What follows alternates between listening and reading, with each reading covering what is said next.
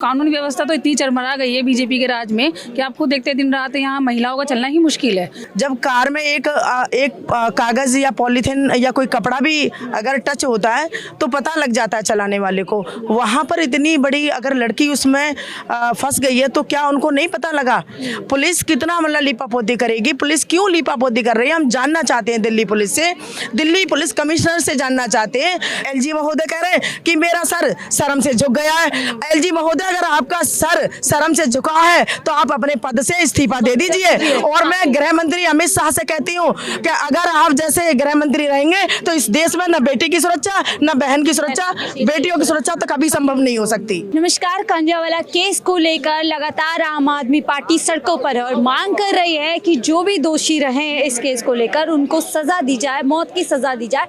वहीं दूसरी ओर कानून व्यवस्था को लेकर जो लगातार सवाल जो है आम आदमी पार्टी द्वारा उठाए जा रहे हैं, एलजी को इस पे जो है घेरने की कोशिश की जा रही है। वहीं दूसरी ओर जो दिल्ली पुलिस है उसको भी घेरने की कोशिश की। आप तमाम लोग देख सकते हैं कि जंतर मंतर पे इकट्ठा हो चुके हैं और तमाम लोगों की यही मांग है कि एक बार फिर से जिस तरह से दिल्ली की सड़कों पे इतनी दर्दनाक हादसे को अंजाम दे दिया जाता है, ऐसे में दिल्ली के अंदर लॉ एंड ऑर्डर कहाँ पे, ये सुनिश्चित करने वाले और इसी को लेकर जो है घेराबंदी की जा रही है।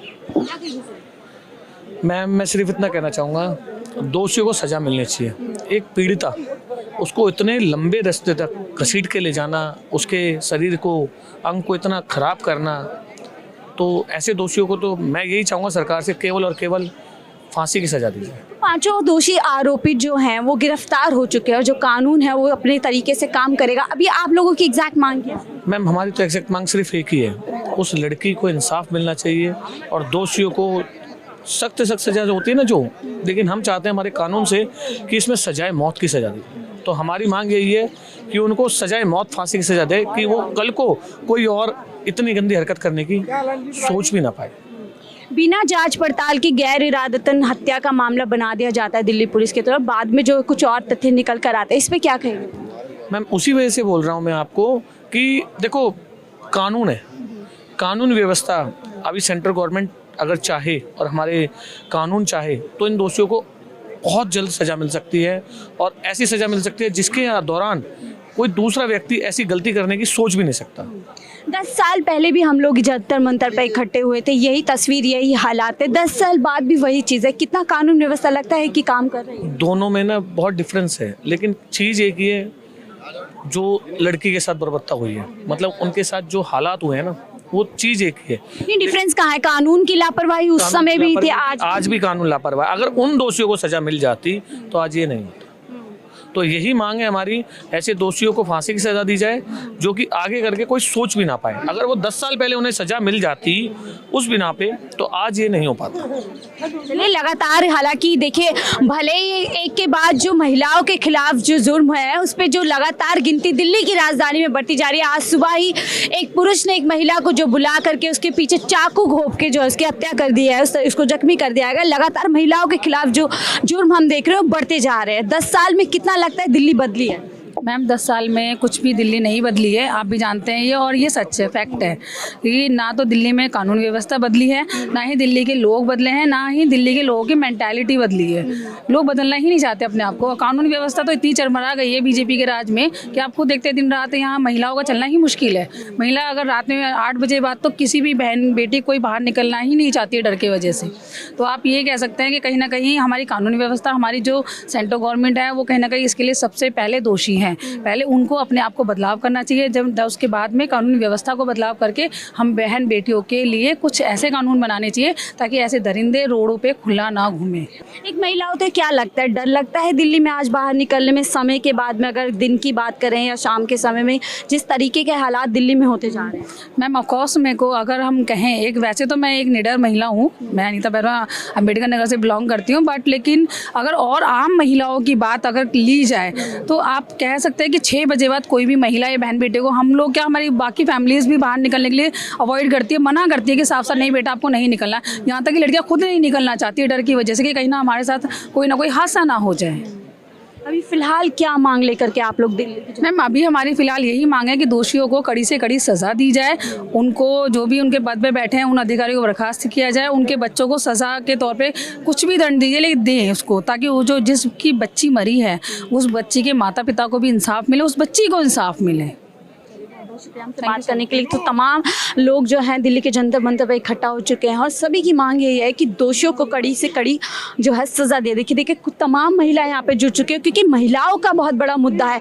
पिछले 10 साल में अगर हम बात करें जब निर्भया कांड हुआ था तब से लेके अब तक जो तस्वीर है, जो हालात है वो कुछ खास नहीं बदले हैं। महिलाएं अभी भी कहीं ना कहीं सड़कों पे जो देर रात को बाहर निकलने में डरती हैं, सहमती है। ऐसा ही कुछ है अभी भी हालात दिल्ली के 10 साल बाद भी? हाँ जी हाँ, अभी भी हालात ऐसे ही हैं कि जहाँ पर बेटियाँ, जिस हम कहते हैं कि बेटियाँ सुरक्षित रह सकती हैं तो लेकिन नहीं रह सकती।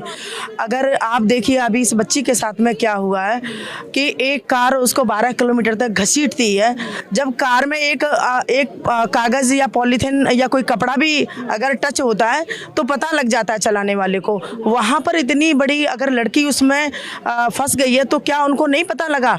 पुलिस कितना मतलब लीपापोती करेगी? पुलिस क्यों लीपापोती कर रही है? हम जानना चाहते हैं दिल्ली पुलिस से, दिल्ली पुलिस कमिश्नर से जानना चाहते हैं कि आपको ऐसा क्या लग रहा है, आप क्यों लीपापोती करने पर? जिस बच्ची के साथ में अगर रेप की घटना हुई है, जिस बच्ची को रेप करके मार दिया गया, उसके साक्ष्य को ख़त्म कर दिया गया जिससे कि ना बच्ची जिंदा रहेगी ना सबूत मिलेंगे, तो फिर दिल्ली पुलिस इस बात को बार बार क्यों कह रही है कि मतलब इसके साथ कुछ नहीं हुआ, ये घटना है, केवल मात्र एक दुर्घटना है? तो दुर्घटना कैसे नाम दे रही है? मैं तो बड़ी शर्म की बात है जो दिल्ली पुलिस कमिश्नर है वो किसका बचाव कर रहे हैं? वो भारतीय जनता पार्टी का जो कार्यकर्ता है उसका बचाव कर रहे हैं और किसका बचाव कर रहे हैं? उनको, आरोपियों को क्यों बचाया जा रहा है? उस घर की तरफ क्यों नहीं देख रहे जिसकी इकलौती बच्ची थी, उस परिवार को पाल रही थी, उसके पिता की डेथ हो चुकी है, मदर की दोनों किडनी खराब है, छोटे भाई बहन है, उसका जीवन यापन करने के लिए वो बच्ची जॉब करती थी। हम ये कह रहे हैं कि आप जांच करवाइए और निष्पक्ष जांच करवाइए। जिस प्रकार भी जांच हो सकती है, दूध का दूध पानी का पानी हो जाने दीजिए। लेकिन इस समय हम पूरा आम आदमी पार्टी, अरविंद केजरीवाल जी की सरकार, हम पूरा बेटी के साथ हैं, उसके परिवार के साथ हम उसको न्याय दिलवा कर रहेंगे, चाहे भले ही हमको मजिस्ट्रेट जांच के लिए भी कहना पड़े। अरविंद केजरीवाल जी ने कहा भी है उनके परिवार के लिए जो भी आर्थिक सहायता 10 लाख की, केजरीवाल जी, हालांकि बहुत नहीं है, मैं ये नहीं कह रही बहुत कुछ है, लेकिन दिल्ली सरकार ने उसको जो सहायता राशि देने का प्रयास किया है और उसकी मदर का इलाज के लिए अरविंद केजरीवाल जी ने बोला है और बेटी को हायर से हायर अच्छे से अच्छा वकील करने के लिए जिससे कि उस बच्ची को न्याय मिल सके। अच्छा ये बताइए, आज से 10 साल पहले ठीक हम लोग इसी महीने में, दिसंबर जनवरी के महीने में दिल्ली की सड़कों पे इकट्ठा हुए तो यही हालात थे। विपक्ष में केजरीवाल जी थे और भाजपा सरकार थी और यही मांग की जा रही थी कि जो गृह मंत्रालय उसको बर्खास्त करना चाहिए, वो इस्तीफा दीजिए। दिल्ली की जो सीएम उनका इस्तीफा मांगा गया। तो अभी वो हालात आप लोगों को नहीं लगता कि अभी भी दिल्ली के जो केजरीवाल है, जो सीएम है, उनका भी इस्तीफा मांगना चाहिए? क्योंकि कहीं ना कहीं जिम्मेदारी भाजपा सरकार और आम आदमी पार्टी की बनती है कि दिल्ली की महिलाएं सुरक्षित रहें। देखिए मैं इस बात का जवाब देना चाहूंगी कि दिल्ली के सीएम अरविंद केजरीवाल जी हैं। दिल्ली पुलिस किसके अंडर में आती है? अच्छा, उस समय भी तो दिल्ली पुलिस किसी के अंडर में आती थी। तो सुरक्षा देना किसका काम है? सुरक्षा कौन करता है? सुरक्षा हमारी दिल्ली पुलिस करती है। जब सुरक्षा करने वाले ही अगर अपना काम सही से नहीं करेंगे तो हमारी और आपकी बेटियों की रक्षा कैसे हो पाएगी? जब उनको बचाते, आरोपियों को हमेशा बचाया जा रहा है। और ऐसा क्यों होता है कि जब रेप केस कहीं होते हैं तो वहाँ भाजपा का कार्यकर्ता कैसे नजर आ, वहाँ पर भाजपा के लोगों के नाम कैसे नजर आते हैं? हमेशा हर केस में इस तरह के कोई भी केस, पोस्टमार्टम रिपोर्ट से साफ हो गया है कि रेप नहीं हुआ, इस तरह की कोई घटना अभी ये झूठ है, ये झूठ है, सरासर झूठ है, ऐसे झूठ है। ये तो पहले दिन ही दिल्ली पुलिस ने लीपापोती कर दी थी, बच्ची की रिपोर्ट तो बाद में आई है। दिल्ली पुलिस ने पहले ही बयान दिया है ऐसा बयान कि उसके साथ दुर्घटना हुई है। फिर वो साथ में कह रहे हैं कि एलजी महोदय कह रहे हैं कि मेरा सर शर्म से झुक गया है।